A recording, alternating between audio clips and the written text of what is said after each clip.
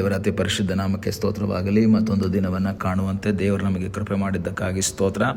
ಆತನು ಮಾಡಿದ ಎಲ್ಲ ಉಪಕಾರಗಳಿಗಾಗಿ, ಆಶೀರ್ವಾದಗಳಿಗಾಗಿ ದೇವರಿಗೆ ಸ್ತೋತ್ರವನ್ನು, ಮಹಿಮೆಯನ್ನು ಸಲ್ಲಿಸ್ತೇನೆ.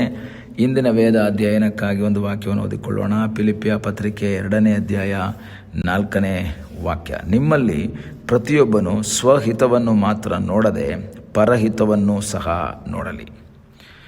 ಅಪೊಸ್ತಲನಾದ ಪೌಲನು ಫಿಲಿಪ್ಪಿಯ ಸಭೆಗೆ ಸೆರೆಮನೆಯಲ್ಲಿದ್ದಾಗ ಬರಿತಾ ಇರುವಂತಹ ಒಂದು ಪತ್ರಿಕೆ. ಈಗ ಅವರಿಗೆ ತಿಳಿಸ್ತಾ ಇದ್ದಾನೆ, ನಿಮ್ಮಲ್ಲಿ ಪ್ರತಿಯೊಬ್ಬನು ಸ್ವಹಿತವನ್ನು ಮಾತ್ರ ನೋಡಬಾರ್ದು, ಅವರು ಪರಹಿತವನ್ನು ಸಹ ನೋಡಬೇಕು.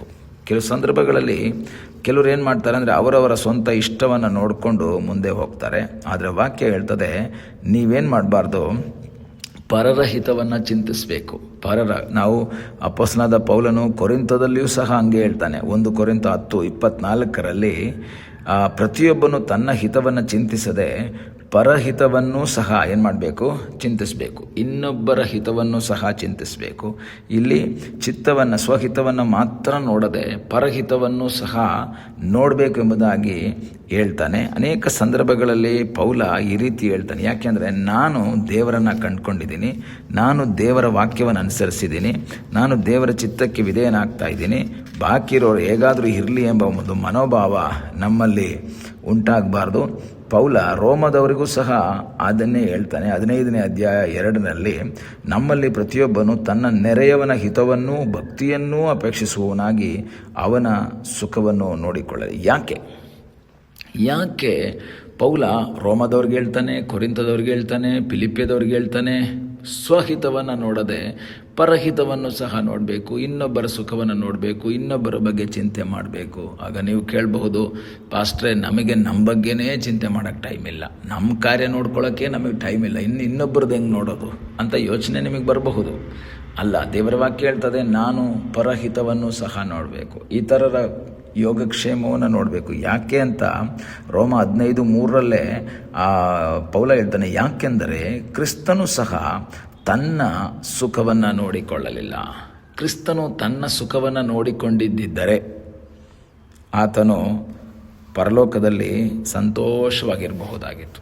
ಆದರೆ ಪರಲೋಕದಲ್ಲಿ ದೇವರಿಗೆ ಸರಿಸಮಾನನಾಗಿದ್ದವನು, ಈ ಫಿಲಿಪ್ಪಿಯ ಪತ್ರಿಕೆಯಲ್ಲಿ ಮುಂದಿನ ವಾಕ್ಯಗಳಲ್ಲಿ ನಾವು ನೋಡ್ತೀವಿ, ದೇವರಿಗೆ ಸರಿಸಮಾನನಾಗಿದ್ದವನು, ದೇವರ ಸ್ವರೂಪದಲ್ಲಿದ್ದವನು, ತನ್ನ ಸುಖವನ್ನು ನೋಡಿಕೊಳ್ಳದೆ ಎಲ್ಲವನ್ನ ತ್ಯಾಗ ಮಾಡಿ ನಮ್ಮ ಸುಖಕ್ಕೋಸ್ಕರ, ನಮ್ಮನ್ನು ಐಶ್ವರ್ಯವಂತರಾಗಿ ಮಾಡುವುದಕ್ಕೋಸ್ಕರ ತನ್ನನ್ನು ತಾನೇ ಒಪ್ಪಿಸಿಕೊಟ್ಟು ಬಡವನಾದಂತಹ ಕೃಪೆಯನ್ನು ನಾವು ನೋಡ್ತೇವೆ.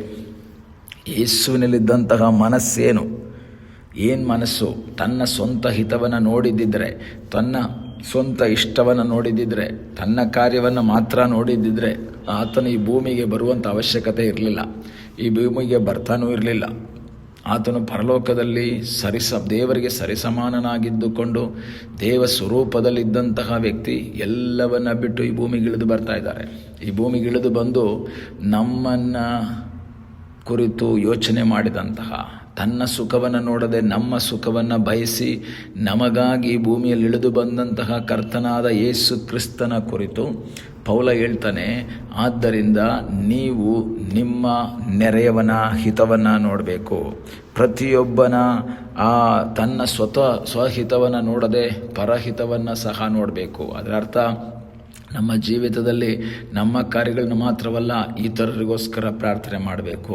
ಅವರ ಕಷ್ಟದಲ್ಲಿ, ಅವರ ವೇದನೆಯಲ್ಲಿ, ಅವರ ನಿರಾಶೆಯಲ್ಲಿ ಅವರಿಗಾಗಿ ಮೊರೆ ಇಡುವಂತಹ ಒಂದು ಅನುಭವ ನಮ್ಮಲ್ಲಿ ಉಂಟಾಗಬೇಕು. ಆದರೆ ಅನೇಕರು ಇನ್ನೊಬ್ಬರ ಕುರಿತು ಯೋಚನೆ ಮಾಡೋದೇ ಇಲ್ಲ.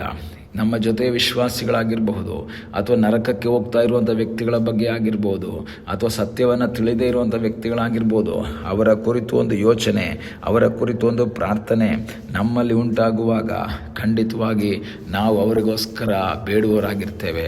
ಅವರಿಗಾಗಿ ನಾವು ಕಣ್ಣೀರಿಡ್ತೀವಿ, ಮಧ್ಯಸ್ಥಿಕೆ ಮಾಡ್ತೀವಿ. ಕಾರಣ ಏನು? ದೇವರೇ, ನನ್ನ ಜೀವಿತದಲ್ಲಿ ಅದ್ಭುತ ಮಾಡಿದ್ಯಾ, ನನಗೆ ಬಿಡುಗಡೆ ಕೊಟ್ಟಿದ್ಯಾ, ನನಗೆ ಜಯವನ್ನು ಕೊಟ್ಟಿದೆಯಾ ಸ್ವಾಮಿ. ದೇವರೇ, ನಾನು ನಿನ್ನಲ್ಲಿ ಆಶ್ರಯಿಸ್ತೇನೆ. ಈ ದಿವಸಗಳಲ್ಲಿ ಕರ್ತನ ಮುಖವನ್ನು ನೋಡುತ್ತಾ ಕರ್ತನ ಸನ್ನಿಧಾನದಲ್ಲಿ ಪ್ರಾರ್ಥಿಸುವುದಾದರೆ ನಮಗಾಗಿ ಅದ್ಭುತವನ್ನು ಮಾಡುವ ಸರ್ವಶಕ್ತನಾದ ಒಬ್ಬ ದೇವರಿದ್ದಾನೆ. ಆ ಕರ್ತನ ಸನ್ನಿಧಾನದಲ್ಲಿ ನಾವು ಪ್ರಾರ್ಥಿಸುವಾಗ ನಮಗಾಗಿ ಸಹಾಯ ಮಾಡುವ ಸರ್ವಶಕ್ತನಾದ ಒಬ್ಬ ದೇವರಿದ್ದಾನೆ. ಈ ದಿವಸ ಕರ್ತನ ಸನ್ನಿಧಾನದಲ್ಲಿ ಒಪ್ಪಿಸಿಕೊಟ್ಟು ಪ್ರಾರ್ಥಿಸೋಣ. ದೇವರೇ, ಅಸಾಧ್ಯಗಳನ್ನು ಸಾಧ್ಯ ಮಾಡುವ ಸರ್ವಶಕ್ತನಾದ ದೇವರು ನೀನಾಗಿದ್ದೀಯಪ್ಪ. ನಿನ್ನ ಅದ್ಭುತವನ್ನು, ನಿನ್ನ ಸಾನ್ನಿಧ್ಯವನ್ನು ಕಾಣುವ ಹಾಗೆ ಕರ್ತನೆ ಕೃಪೆ ಮಾಡು ಎಂಬುದಾಗಿ ನಾವು ಪ್ರಾರ್ಥಿಸುವಾಗ ಅಸಾಧ್ಯಗಳನ್ನು ಸಾಧ್ಯ ಮಾಡುವಂತಹ ಒಬ್ಬ ದೇವರಿದ್ದಾನೆ. ಈ ದಿವಸಗಳಲ್ಲಿ ನಮ್ಮ ಹಿತವನ್ನು ನೋಡದೆ, ನಮ್ಮ ಹಿತವನ್ನು ಮಾತ್ರ ಬಯಸದೆ, ಇತರರ ಹಿತವನ್ನು ಬಯಸುವಂತೆ, ಇತರರಿಗಾಗಿ ಪ್ರಾರ್ಥಿಸುವಂತೆ, ಅವರಿಗಾಗಿ ಕಣ್ಣೀರು ಹಾಕುವಂತೆ, ಅವರಿಗೋಸ್ಕರ ಬೇಡುವಂತೆ ದೇವರು ನಮ್ಮ ಜೀವಿತದಲ್ಲಿ ಸಹಾಯ ಮಾಡಲಿ. ಕಾರಣ, ಕ್ರಿಸ್ತನು ತನ್ನ ಸುಖವನ್ನು ನೋಡಿಕೊಂಡಿದ್ದರೆ ನಾವು ಇಂದು ಈ ಒಂದು ಅನುಭವದಲ್ಲಿ ಇರ್ತಿರಲಿಲ್ಲ. ತನ್ನ ಸುಖವನ್ನು ನೋಡಿಕೊಳ್ಳದೆ ನಮಗಾಗಿ ಎಲ್ಲವನ್ನ ತ್ಯಾಗ ಮಾಡಿ, ನಮ್ಮ ಆ ಯೋಗಕ್ಷೇಮಕ್ಕಾಗಿ, ನಮ್ಮ ಸುಖಕ್ಕಾಗಿ ಕ್ರಿಸ್ತನು ಮಾಡಿದಂತಹ ಎಲ್ಲ ಕಾರ್ಯಗಳನ್ನು ನೆನೆಸಿಕೊಂಡು ಕರ್ತನಿಗೆ ಸ್ತೋತ್ರವನ್ನು, ಮಹಿಮೆಯನ್ನು ಸಲ್ಲಿಸೋಣ. ಇತರರಿಗಾಗಿ ಪ್ರಾರ್ಥಿಸುವಂತೆ ಕೃಪೆ ಮಾಡಲಿ. ಪ್ರಾರ್ಥಿಸೋಣ. ನಮ್ಮನ್ನು ಬಹಳವಾಗಿ ಪ್ರೀತಿ ಮಾಡುವ ಯೇಸುವೆ, ಸಮಯಕ್ಕಾಗಿ ಸ್ತೋತ್ರ. ನಿನ್ನ ಸಾನ್ನಿಧ್ಯ ನಮ್ಮ ಸಂಗಡ ಇರುವುದಕ್ಕಾಗಿ ಸ್ತೋತ್ರ. ಇತರರಿಗಾಗಿ ಮಧ್ಯಸ್ಥಿಕೆ ವಹಿಸಿ ಅವರಿಗಾಗಿ ಕಣ್ಣೀರಿಟ್ಟು ಪ್ರಾರ್ಥಿಸುವಂತಹ ಒಂದು ಅನುಭವ ನಮ್ಮ ಜೀವಿತದಲ್ಲಿ ಕೊಡಪ್ಪ. ಅವರ ಹಿತವನ್ನು ಬಯಸಿ, ಅವರ ಸುಖವನ್ನು ಬಯಸಿ ಅವರಿಗಾಗಿ ಪ್ರಾರ್ಥಿಸುವಂತೆ ನೀ ನಮಗೆ ಕೃಪೆ ಮಾಡು ಎಂಬುದಾಗಿ ನಾವು ಪ್ರಾರ್ಥಿಸ್ತೇವೆ. ಪ್ರಾರ್ಥನೆಯನ್ನು ಕೇಳಿದ್ದಕ್ಕಾಗಿ ಸ್ತೋತ್ರ. ಯೇಸುವಿನ ಮುದ್ದಾದ ಹೆಸರಿನಲ್ಲಿ ಬೇಡಿಕೊಳ್ಳುತ್ತೇವೆ ತಂದೆಯೇ. ಆಮೇನ್. God bless you.